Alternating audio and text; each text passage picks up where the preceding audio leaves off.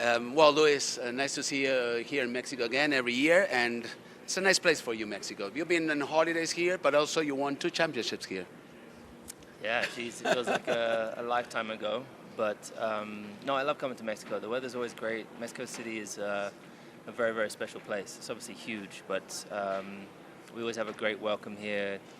The culture, the people are really, really beautiful. And last night I got to go to, which is rare for me, but I got to go to a Mexican restaurant. Oh, really? And experience and have some really, really amazing tacos. And so that's what I love about this place. And because it's red, chili, it must be something spicy or not? You keep away from spicy. But you've been in a show that you were, I think you reached to the final tasting. Yeah, I love spicy stuff. So you were very brave in that. Yeah, so I love all the hot sauces they have here. And of course, I have Amave here. Yeah, you have Amave. Tequila. We're going to talk about that Tequila. because it's big, getting big and big and big. Yep.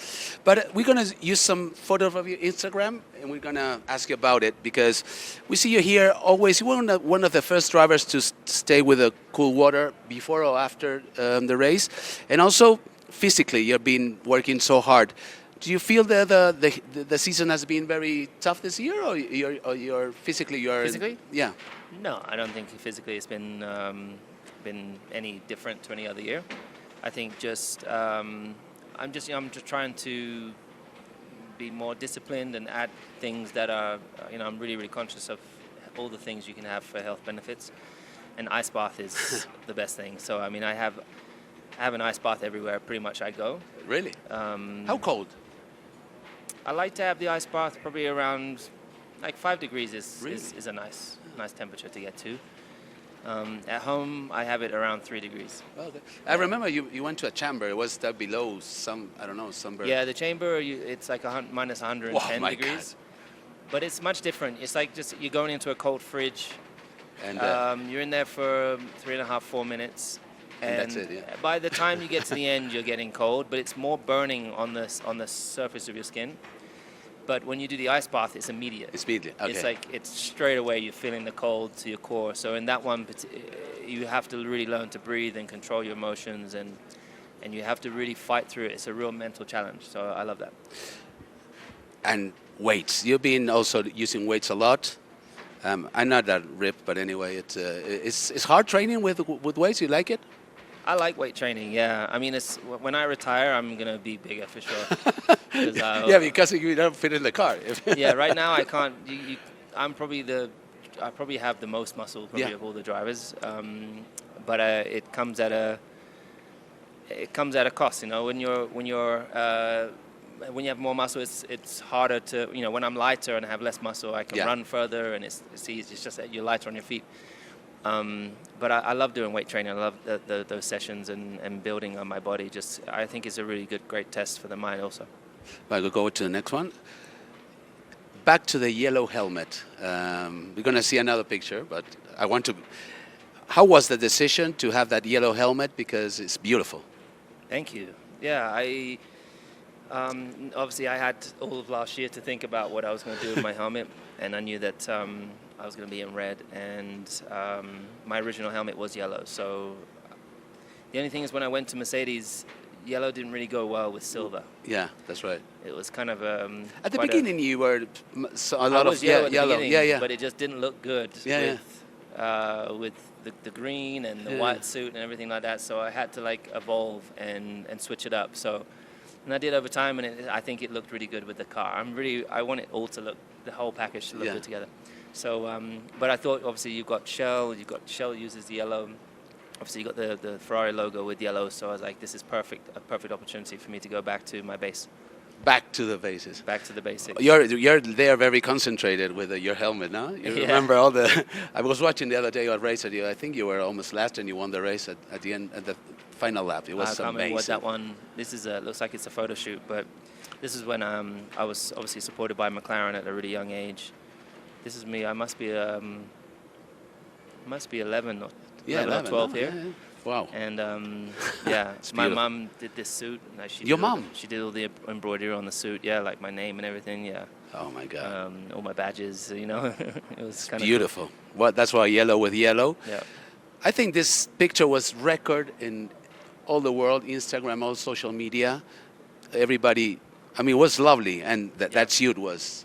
Is you thinking the outfit there? You were part of the decision to wear that. So every image you see of me, I'm a part of. Like for example, my helmet. I come up with all the concepts for my helmet designs. My plus 44, for example, I did a drop last week. I bought, by the way, I bought a beautiful with the horseshoes. Oh, cool. And the back you are on a horse. Yeah, wicked. I bought it in the Mission 44. Oh, very cool. Yeah. Oh, okay. So I come up with these. This is my creative outlet. So when we're coming up for this photo shoot, I wanted the F44, F40. Yeah.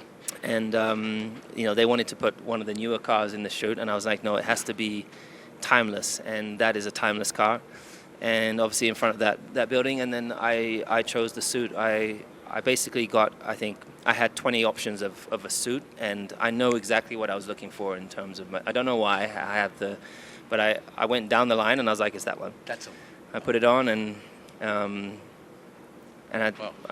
that picture was fantastic. Just epic, yeah. Epic. And you know that a lot of people count the windows. Okay, that part wasn't planned as far as I'm aware. But it's there, right? The door is there. Yeah, it's still exactly. there.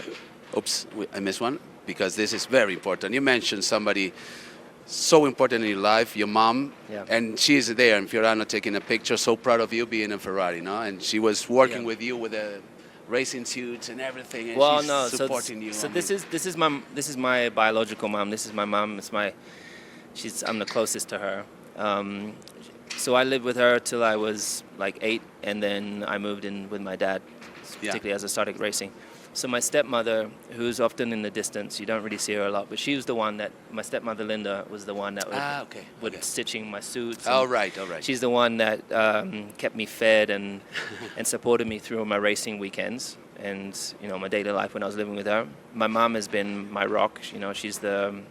So this weekend, this day, I had my mom, my stepmom, and my father there. The family, yeah. It's just at this point, my mom came with me down to turn 1 to see everybody, and it was important to have them all there because they're a part of my support structure and they're the most important people in my life, and I wanted to share it with them. So it's kind of like within families, relationships can be tense. There's all different things that are being managed, but I think in that moment it's like drop all your weapons and like come together for this day so we can celebrate this amazing opportunity to be in Italy. Fantastic photo, and you're so well. And this here because Brazil is coming. It's like I don't know. It's like your second home Grand Prix. Yeah. The cars, Senna. You've been.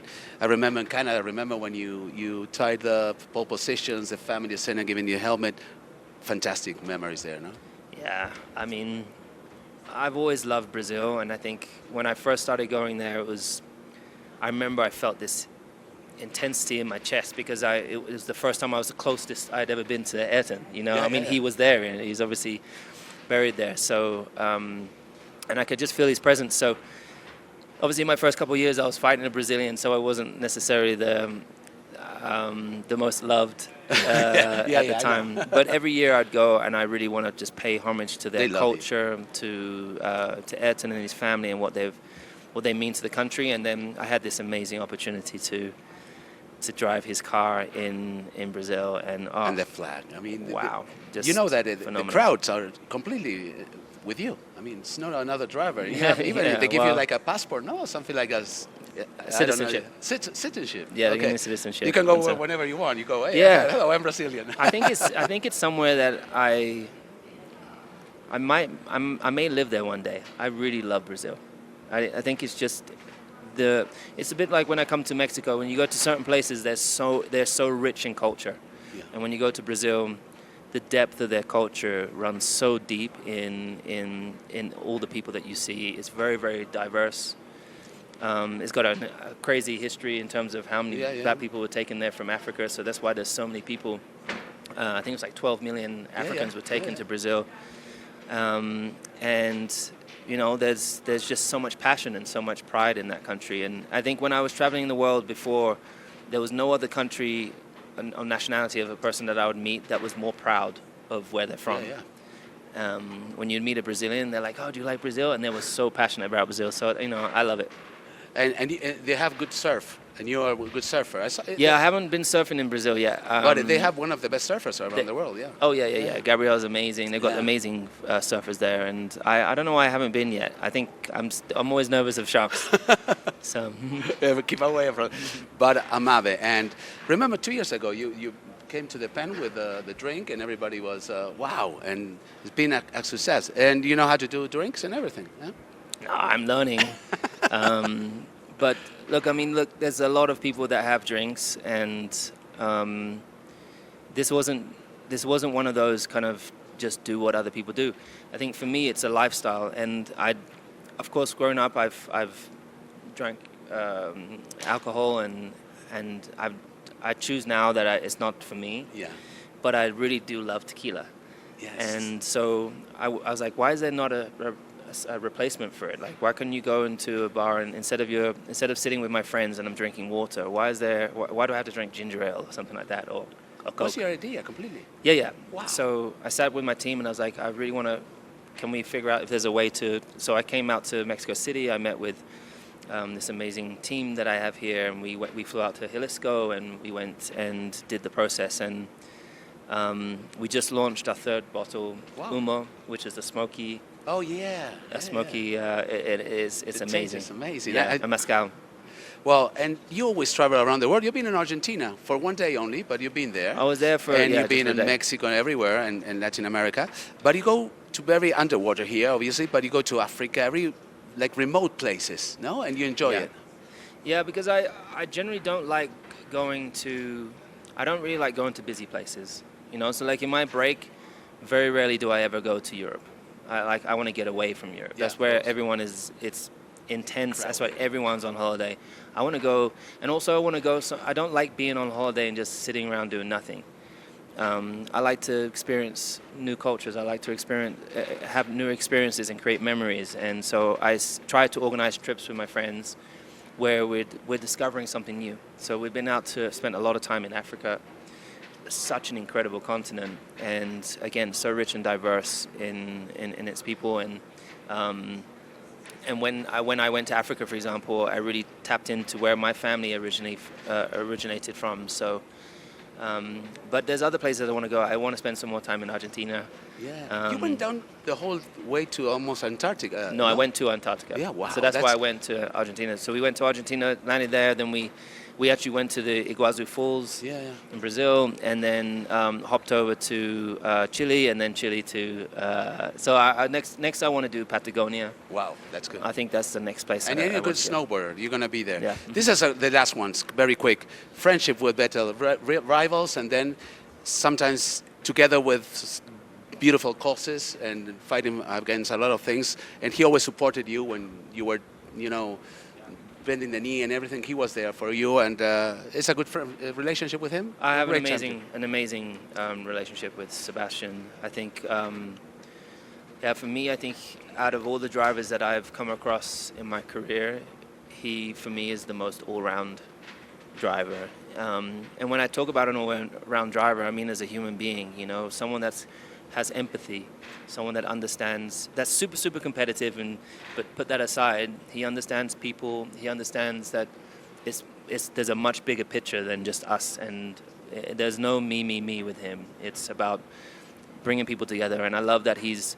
utilizing his platform. He stood by me through quite an intense time, and he's doing great things today, and he's got a beautiful family, and we stay in touch, and he supports me through my weekends. He sends me texts. Wow, that's beautiful. And I'm forever grateful for the relationship. Well, this is obviously Mon's iconic picture, but before it's the last, you have to go because there's I just want to put this one because it's Silverstone, Roscoe, and that means a lot of you. Everybody loves Roscoe, and I want to put it because he deserves that. No, it's oh man, I miss him so much. I've never missed anything so much in my life. It's his birthday tomorrow, and so he would have been 13.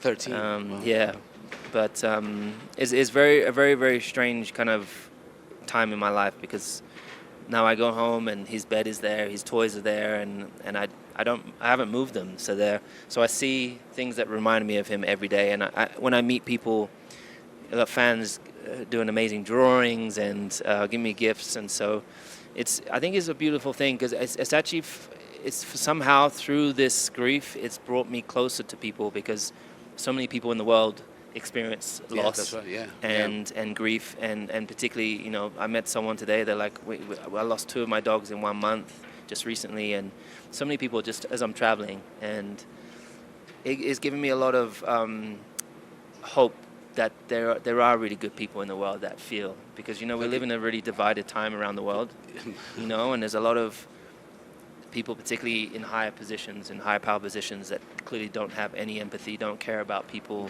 and so it's really great to like connect with people in that respect. But yeah, I'm gonna miss him. And this Christmas, every Christmas, I go to the mountains with him and play in the snow. And he's obviously, gonna be there with you. I don't have that now, so yeah.